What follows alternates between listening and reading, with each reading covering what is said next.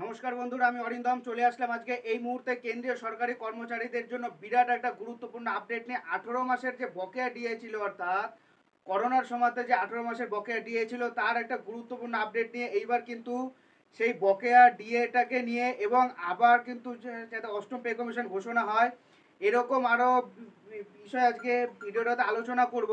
তো বন্ধুরা, কিন্তু ভিডিওটা কিন্তু খুবই গুরুত্বপূর্ণ হতে চলেছে এবং কেন্দ্রীয় সরকারি কর্মচারীরা কিন্তু কেন্দ্র সরকারের উপর আরও প্রেশার ক্রিয়েট করতে চলেছে তাদের বকেয়া ডিএ, 18 মাসের ডিএ এবং অষ্টম পে কমিশন বাড়ানোর জন্য।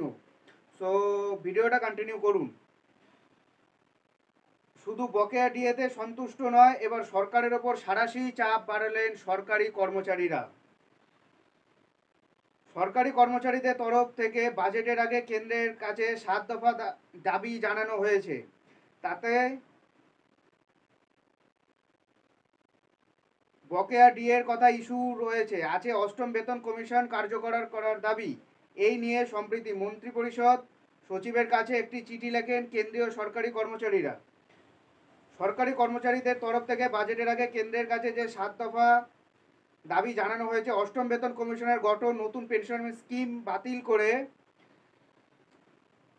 পুরনো পেনশন স্কিম কার্যকর, কোভিডকালে আটকে থাকা 18 মাসের বকেয়া ডিএ মেটানো, কম্প্যাশনেট অ্যাপয়েন্টমেন্টের 5% সীমা তুলে দেওয়া, সমস্ত বিভাগের সমস্ত শূন্যপদ পূরণ করা ইত্যাদি 7 দফাতে তারা হলো গিয়ে তাদের দাবি দাওয়াগুলো জানিয়েছে। এছাড়া চুক্তিভিত্তিক কর্মীদের রেগুলার করার মতো 7টি দাবি জানানো হয়েছে সরকারের কাছে। এই নিয়ে সম্প্রতি মন্ত্রিপরিষদ সচিবের একটি চিঠি লেখেন কর্মীদের ফেডারেশন। উল্লেখ্য, সপ্তম কেন্দ্রীয় বেতন কমিশনের সুপারিশগুলি সরকার দ্বারা বাস্তবায়িত হয়েছিল 2016 সালের 1 জানুয়ারি।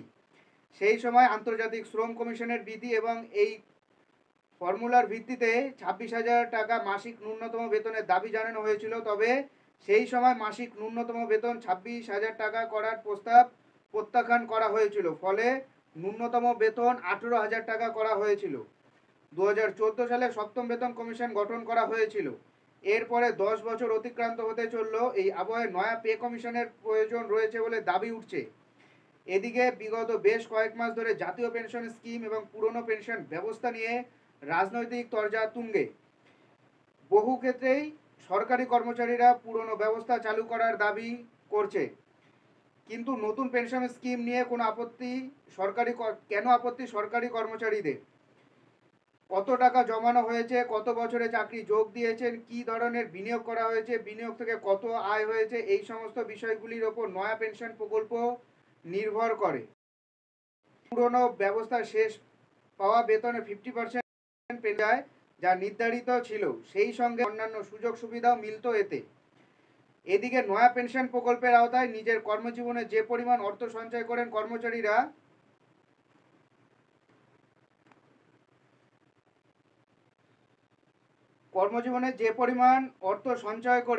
অবসরের সময় সেটার 60% টাকা তোলা যায়, বাকি 40% বিনিয়োগ করা হয়ে থাকে। প্রাথমিক হিসাব অনুযায়ী শেষ পর্যন্ত যে বেতন তুলেছিল সরকারি কর্মচারীদের, সেটা 35%-এর মতো পেনশন বাবদ পাওয়া যায়। তবে সেটা যে মিলবে এমন কোনো নিশ্চয়তা নেই, কারণ পুরোটাই বাজারের উপর নির্ভর করে।